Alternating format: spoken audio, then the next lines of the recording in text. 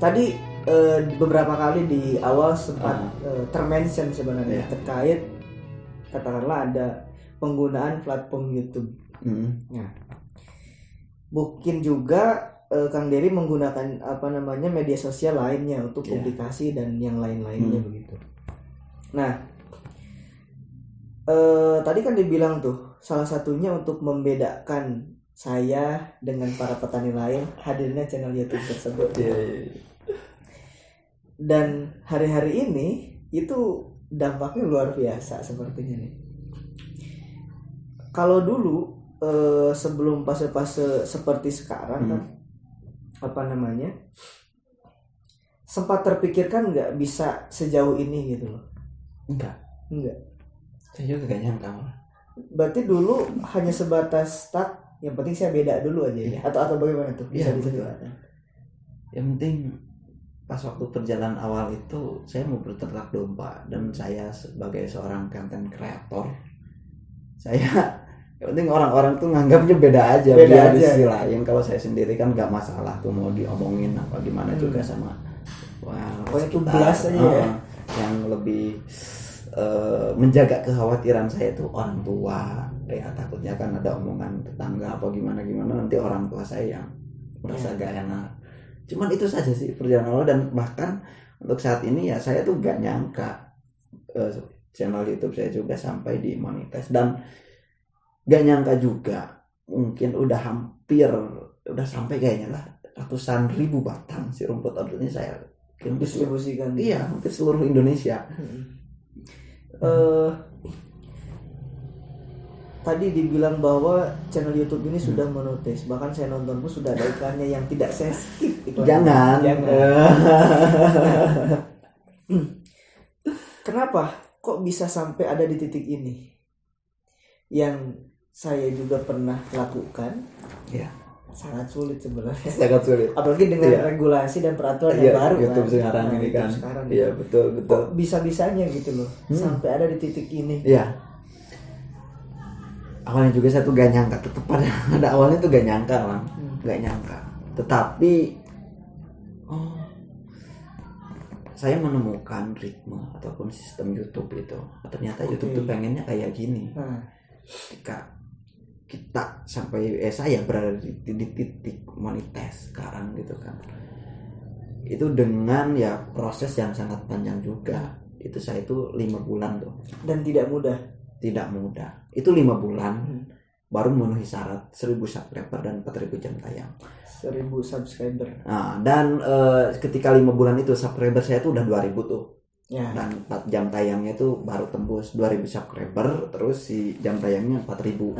Akhirnya kan udah memenuhi syarat pengajuan. Pengajuan itu sampai dimonetize kurang lebih 16 hari. Karena memang ada wabah COVID-19 ini dan itu menghambat juga di proses peninjauan. Itu perjalanan yang memang pada awalnya saya juga gak nyangka. Bahkan lewat channel YouTube saya ini salah satu strategi marketing yang sangat luar biasa dengan menggunakan YouTube. Berbeda dengan Instagram atau FB ya. Oke. Itu beda banget. Ternyata pakai channel channel YouTube ini, wow, dahsyat. Pernah saya itu ditelepon sama orang Bandung, namanya Kang Rahman Bandung. Halo Kang, mudah-mudahan tonton tuh. Mudah-mudahan nonton Kang Rahman. Tolong di-subscribe juga channelnya ini. Assalamualaikum katanya. Ini sama Kang Dery, mohon sini kayak update teleponan sareng artis katanya. Saya teleponan sama artis. Kata Kang Rahman. Apa yang tawa gitu. Cina kayak nama Kang Dery-nya jadi artis sudah ngetos seueur ieu na cenah subscribe-na. Apa biasa lah bahasa-bahasa ieu tambah Pak di beberapa jari artis itu kan bahasa-bahasa. Dan akhirnya ya pada intinya beliau itu ya pesen bibit rumput odot. Dan rata-rata konsumen yang beli rumput odot dari saya itu tahunya dari channel YouTube. Oke, rata-rata semua dari channel YouTube. Berarti kalau begitu hadirnya channel YouTube sekaligus kita belajar marketing. Betul banget. Dan saya menemukan juga ternyata marketing itu yang menjadi andalan. Kalau menurut saya memang saya yang merasakan sendiri gitu. Punya channel YouTube dan setidaknya punya produk yang mau dijual tuh. Oke. Wah itu saya yakin. Apa namanya? Strateginya. Ya, gitu. Saya yakin kalau misalkan Kang Adul misalkan sekarang kan punya ini nih channel YouTube ya. Mungkin ya punya produk juga yang mau dijual. Ya udah gampang tinggal bikin konten. Berarti kita punya profesi dulu ya, untuk mempertegas posisi kita di mana. Betul. Kemudian kita punya platform untuk publikasi. Betul. YouTube. Iya. Setelah itu untuk melengkapinya adalah adanya produk. Dan itu bisa menjadi kayak benar-benar lingkaran gitu loh. Betul banget. Nanti mungkin yang punya produk itu mungkin akan sibuk dengan via WA-nya karena saking banyaknya yang tapi setidaknya harus profesional. Harus tahu kita sedetil mungkin seperti rumput adat saya tuh tahu yang tadi dijelaskan. Iya, harus benar-benar sedetil itu baru orang bisa merasakan oh ya ini loh orangnya kayak gitu. Dan mungkin bisa dibilang juga lagi-lagi faktor pembeda ataupun faktor yang menjadi orang percaya kepada kita dan produk kita adalah kemampuan kita terkait produk ini. Kemampuan. Oke. Nah, ini kan sebenarnya bagi sebagian orang ya kan, saya rasa tidak semua orang tahu gitu loh proses kreatif dibalik penggarapan sebuah konten. Betul. Dan yang saya tahu ini kan sudah sampai di titik 1 hari 1 upload ya tidak salah. Iya kemarin sebelum monetis kejar jam tayang lah. Nah ini kan tidak semua orang tahu gitu. Bagaimana sebenarnya prosesnya kan? Oh itu pernah saya sama Kastubi itu kan. Beliau tuh pengen jadi konten kreator juga. Kastubi ngomong ke saya pas waktu main ke rumah saya kan yang rumah GWF. Ruder kok lu malah duluan tuh. Padahal cita-cita maksudnya saya lebih awal dari dulu saya tuh pengen jadi punya niat tapi malah keduluan sama kamu Der. Dan dia tahu tuh diajak tuh sama saya pas waktu yang yang salah satu video itu ya tentang proses pembuatan konten itu katakan saya kan saya sendiri tuh ngadu nggak dibantu rekan-rekan ya saya benar-benar sendiri saya menggunakan HP ini nih dan cuman pakai tripod yang memang harganya 50.000 saya sebutin aja 50.000 ya beda sama Kang Adul nih ini dapat pinjam 50.000 sama modal HP sama kuota editing juga pakai HP karena laptop saya rusak. Saya sama Kastubi itu kan ya sama Bang kalau misalkan saya mau duduk di sini nih artinya saya harus mempersiapkan letak bener-bener posisinya itu pas banget gitu. Pi kurang pas bahkan harus kayak gini. Ternyata saya tuh pakai ukuran pokoknya bener-bener dihitung gitu tuh kamu duduk harus di sini ya kan ini biar pas pengambilannya. Dan lu yakin mau jadi konten kreator? Aduh gitu dia langsung mikir langsung mikir Kastubi mudah-mudahan nonton nih. Gitu mau jadi konten kreator ya setidaknya kalau misalkan berdua atau bertiga ya masih mending lah. Tapi kalau sendiri itu berat apalagi kita di lapangan kan beda mungkin sama seperti kayak gini. Wah itu yang kalau di lapangan mungkin tidak bisa terukur seperti di studio seperti ini gitu. Makanya mohon maaf nanti ya bisa dilihat tuh konten saya. Ya benar-benar gini. Makanya saya secara pribadi nih kan saya kan tahu gitu proses mungkin sedikit tahu lah gitu, proses kreatifnya sesulit apa gitu. Meskipun kadang video misalkan yang saya buat seadanya tapi tetap ada sebuah proses dan usaha-usaha di balik katakanlah satu video terupload. Makanya salah satu cara saya untuk mengapresiasi ataupun menghargai karya tersebut saya suka selalu like. Karena tadi gitu loh tidak mudah. Itu kan tadi dari sisi mulai dari pengambilan gambar misalkan. Selain itu Kang, apakah memang ada kayak penulisan skrip? Enggak. Mungkin saya itu salah satu konten kreator yang memang ceplas-ceplos apa adanya. Jadi langsung spontanitas. Saya tuh tidak pernah pakai skrip. Tidak pernah. Semua konten. Dari awal konten sampai hari ini. Enggak. Mungkin kalau misalkan saya lagi di jalan gitu, ternyata temu sama teman saya yang sedang mungkin penyemprotan. Wah, bikin konten yuk. Gitu. Langsung spontanitas. Spontanitas. Enggak ada saya pakai skrip harus gini-gini gitu. Enggak. Langsung semuanya.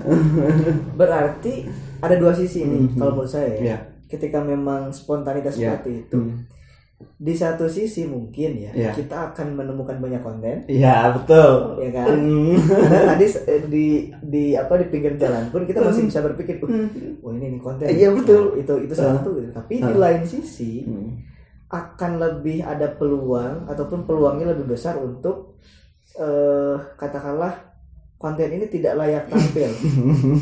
Pernah gak tuh begitu tuh? Atau bagaimana kan? Iya, tapi kadang saya tuh mikirnya gini loh Kang Adul. Kadang kita tuh gak bisa memprediksi video mana yang bakal viral. Oke.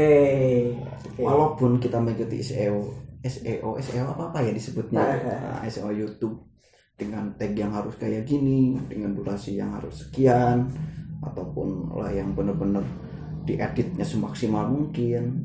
Dan itu gak menjamin bahwa si video itu akan viral. Tapi walaupun memang saya asal-asalan, ya setidaknya saya memang berusaha semaksimal mungkin gitu kan. Artinya tidak benar-benar upload gitu. Saya juga memikirkan matang-matang juga. Dan rata-rata sih kalau saya sendiri semuanya itu ya beres kita bikin video udah langsung upload. Perasaan nggak pernah yang dihapus kecuali yang ada pro kontra itu. Enggak bikin video tag gitu langsung gitu. Oke. Jangankan berarti untuk viral, mungkin ya untuk ditonton pun ya siapa yang tahu kan video kita akan ditonton orang gitu. Oke. Nah, terus kemudian kan prosesnya meskipun tadi dibilang spontanitas, tapi tetap yang saya tadi perhatikan dari statementnya Kang Dery, tetap di situ ada kalkulasi sebenarnya, ada perhitungannya, tidak hanya semata-mata bikin, enggak. Berarti bisa dibilang ketika kita prosesi pengambilan gambar misalkan, itu kita sambil mikirin skrip dong kalau begitu, sambil berjalan gitu maksudnya. Sambil berjalan. Tapi tentukan tema dulu. Tetap ada temanya. Tapi ya spontanitas temanya juga. Kalau misalkan orang lagi melakukan penyembelihan cabai, ya berarti ini judulnya penyembelihan. Sejauh ini pernah gak tuh mendapatkan kesulitan ketika prosesi kreatifnya gitu? Mungkin sulitnya karena memang saya sendiri tuh yang menjadi seorang ya melakukan prosesnya itu sendiri. Biasanya sisi kesulitan itu meletakkan posisi ini loh kamera, karena sendirinya kan harus diukur dulu, disimpan dulu. Itu yang jadi bikin saya agak benar-benar harus berjuang tuh dari sananya sih kalau menurut saya. Itu meletakkan posisi kan harus tepat tuh, masa nanti ditaruh si tripod, nanti yang ke bawah cuman badannya saja, kan itu perlu dipertimbangkan, maksudnya perlu diperhitungkan. Ini sangat teknis teman-teman.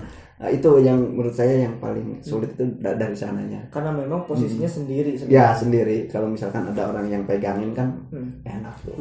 Relatif lebih mudah ya. Betul. Benar.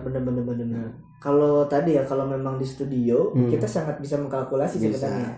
Misalkan saya ini bagi teman-teman yang tidak tahu, ketika kamera di situ, ini sudah ada kayak pembatas-pembatasnya sebenarnya, lighting dan semacamnya gitu.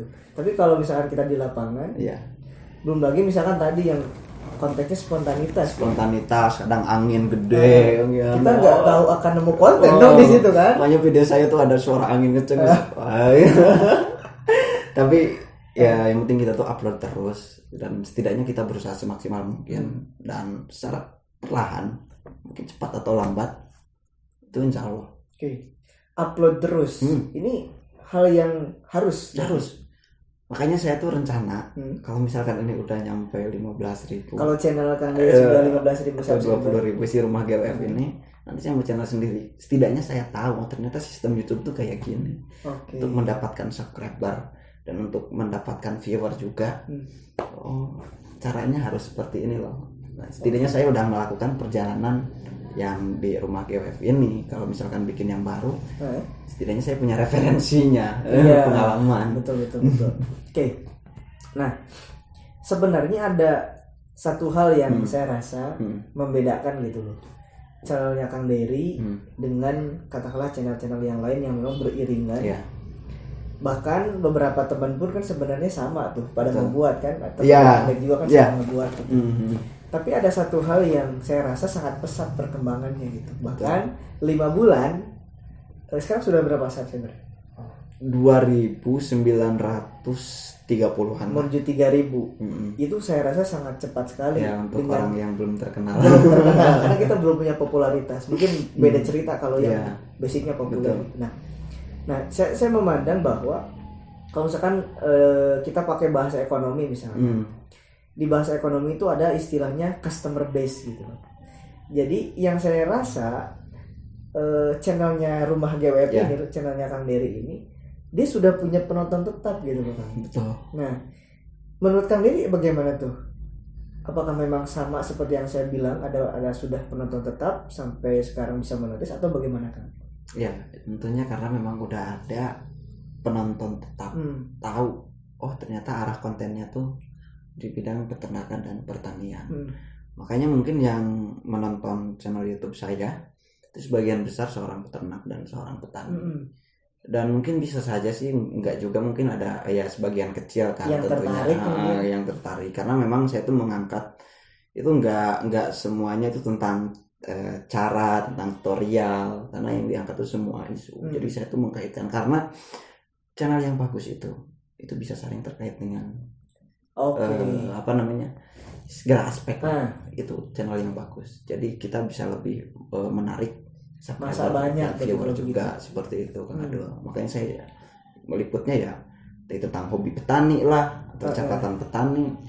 Hobi petani kan bisa saja tuh mancing, kan bisa saja ada orang ini mancing gitu. Oke. Jangan kayak gitu. Nah, itu benar-benar kalau menurut saya sangat mendasar sekali gitu loh, memunculkan penonton kita sendiri. Karena sulit sebenarnya. Channel kita sudah punya penontonnya sendiri.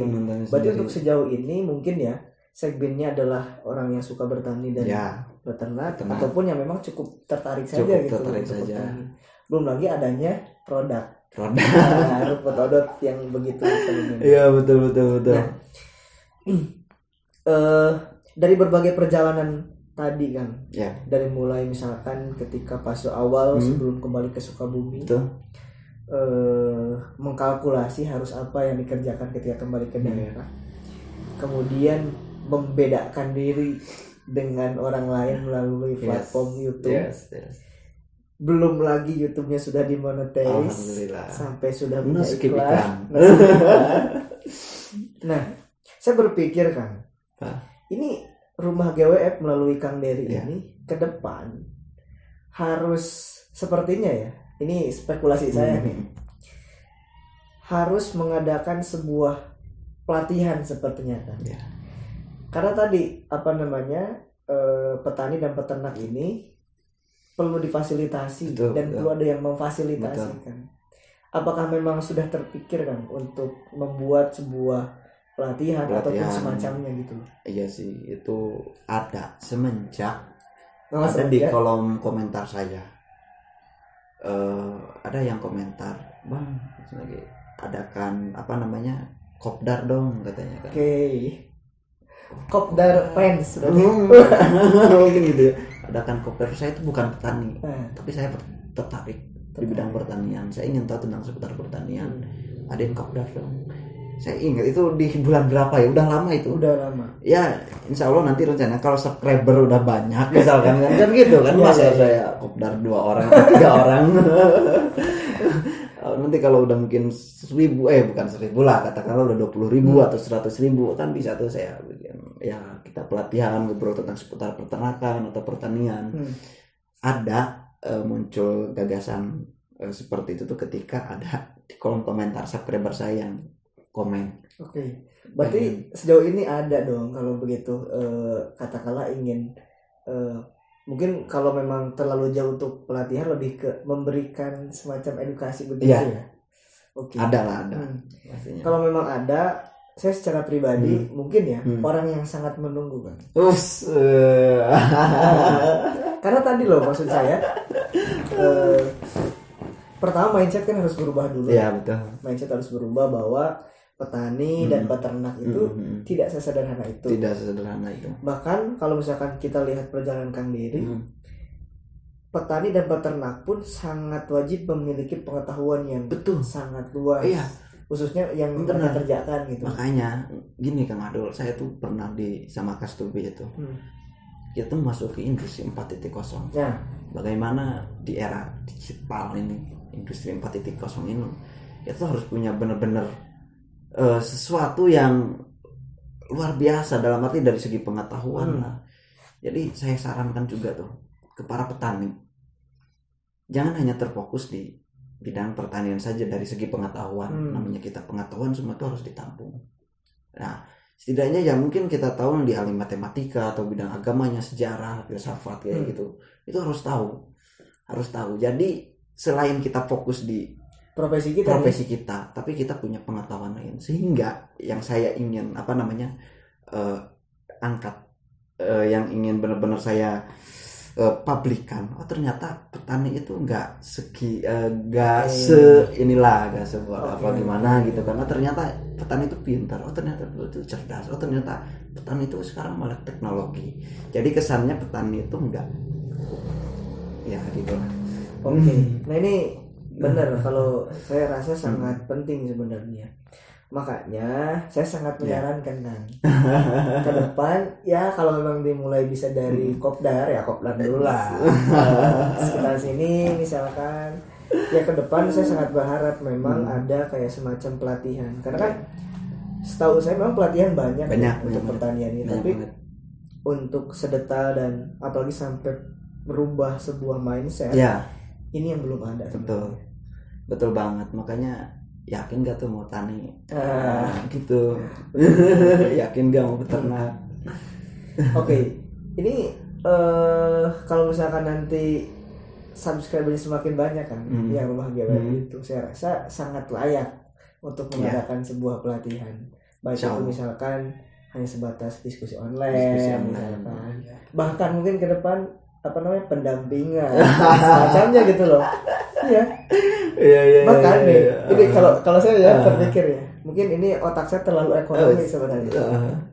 Bahkan mungkin ke depan Kang Dery bisa kayak semacam mengadakan pelatihan itu yang memang langsung mendampingi para calon-calon petani ataupun petani-petani yang tanda kutip ya ada sisi ekonominya gitu. Oh betul. Berbayar Iya betul. konsultan pertanian gitu. Belum lagi tadi dari sisi konten kreator. Betul ini banget dong. Saya rasa sangat perlu diagendakan ke depannya. Insya Allah memang udah ada arah untuk ke sana. Oke, Kang Dery. Kita sudah ngobrol panjang nih. Lumayan. Saya tetap berdoa kan, mudah-mudahan Rumah GWM subscribernya tetap bertambah. Amin. Juga betul. Iklannya pada tidak di skip. Iya, no skip iklan. Dan tonton terus Rumah GWM. Dan jangan lupa subscribe nih channel ini. Oke, terima kasih. Kemudian juga berbagai agenda yang memang direncanakan, termasuk katanya mungkin ya pengiriman orderan ke beberapa daerah lagi. Itu semakin katakanlah konsisten. Kemudian pelatihannya ataupun diskusi ataupun kopdar saya tunggu, mudah-mudahan terrealisasi. Oke, siap. Kang Dery, saya ucapkan terima kasih sudah mampir di channel saya. Mudah-mudahan teman-teman video ini sangat kalau saya sangat bermanfaat nih, khususnya untuk perubahan mindset ya. Banyak sisi positif yang memang kita bisa ambil. Terima kasih. Mudah-mudahan bermanfaat. Assalamualaikum warahmatullahi wabarakatuh. Waalaikumsalam.